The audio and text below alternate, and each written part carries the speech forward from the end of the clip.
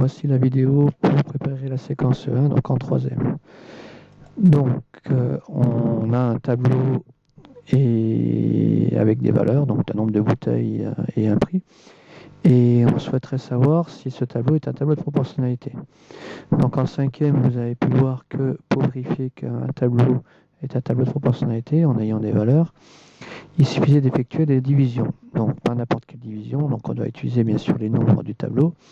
Donc 5,84 divisé par 8, on trouve 0,73.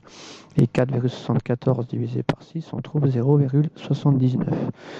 Donc pour que ce soit un tableau de proportionnalité, il faut que les résultats des divisions soient le même. Ici, ce n'est pas le cas. Donc par conséquent, on peut affirmer que ce n'est pas un tableau de proportionnalité. Pour compléter donc notre préparation de la séquence E1, on va revoir un petit peu les trois règles importantes pour les formules tableur. Pour cela, donc, je vais vous passer une petite vidéo que je vais commenter en même temps. Donc on a un tableau avec un nombre 1 dans la colonne A, un nombre 2 dans la colonne B, et on souhaiterait dans la colonne C effectuer le produit des deux nombres, c'est-à-dire la multiplication. Donc on va s'occuper donc du nombre 7 et du nombre 5. Donc la multiplication donc, de 7 par 5, la première chose qu'on peut écrire, donc 7 fois 5. On valide et résultat, il ne marque pas le résultat, donc 35. Donc pour que le logiciel comprenne qu'il faut marquer le résultat, on va écrire égal et 7 fois 5, entrée, et automatiquement le logiciel il comprend qu'il faut calculer 35. Le souci c'est qu'il faut répéter ce calcul autant de lignes qu'il y a. Donc pour éviter de répéter plusieurs fois la même chose, on va marquer égal toujours.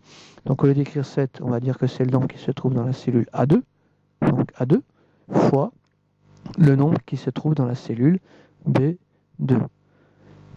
On valide, entrée, et on trouve bien 35.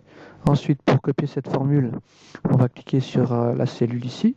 On va prendre le petit carré en cliquant à gauche, sans lâcher vers le bas, et on lâche. Automatiquement, le logiciel comprend que il faut copier la formule, par exemple 66, donc on retrouve bien A4 fois B4, et ici donc au niveau de 270, on trouve bien A8 fois B8. Donc on est bien dans la ligne 8. Donc le logiciel a bien compris qu'il fallait copier les formules. Donc voilà pour cette préparation de la séquence 1. Donc je vous retrouverai très prochainement pour une autre vidéo.